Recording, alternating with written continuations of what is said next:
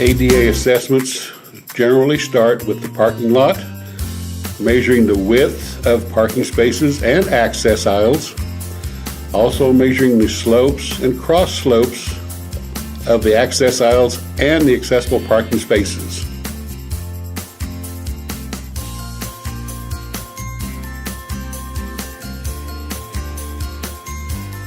Measuring of slopes and cross slopes is done with a digital level, giving accurate readings of the percent of slope,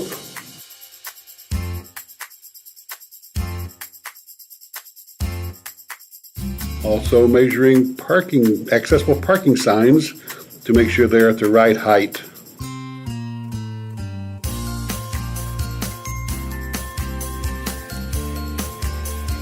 Upon entering a building, we take a look at the doors. In this case, they're automatic, so there's nothing to do. They're wide. Now we will measure the front counter for height and for width to make certain that it is accessible for people in wheelchairs. Also measure hall widths, sizes of doors, measure the countertops. This happens to be in the break room to make sure that they're accessible. You want to measure door width to make sure it's accessible for a wheelchair. We check fire alarms to make sure they're visual as well as audible. Measure coat racks to make sure they are within the reach range of a wheelchair.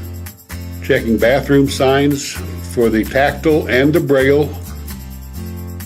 Checking vending machines to make sure they're within the 48-inch reach range for a person in a wheelchair. Measure the center height of the signs. Also measuring drinking fountains to make sure they're properly set for a person in a wheelchair. Measure urinals to make sure they're the proper height. Make sure we have enough knee clearance as well as the top of the sink not being too high.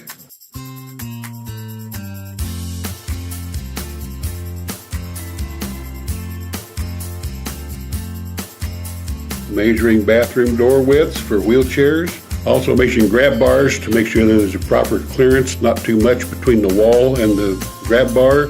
Check for length and the proper height for mounting.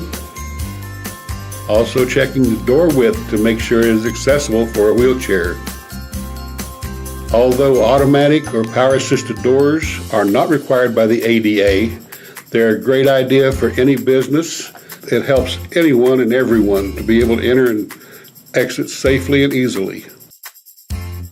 Well, this is the ADAG, or Americans with Disabilities Act Accessibility Design Manual for 2010. It gives us all the specs for anything we need to know. Parking spaces, ramps, doorways, weights, widths, heights of sinks, mirrors, counters.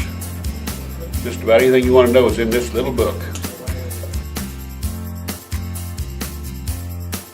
Now that the inspection is complete, using the specifications found in the Americans with Disabilities Act Accessibility Guidelines, we identify the barriers we found during our inspection. We then take this information to create an electronic report. Now it's time for a great cup of coffee after a long day of ADA inspections.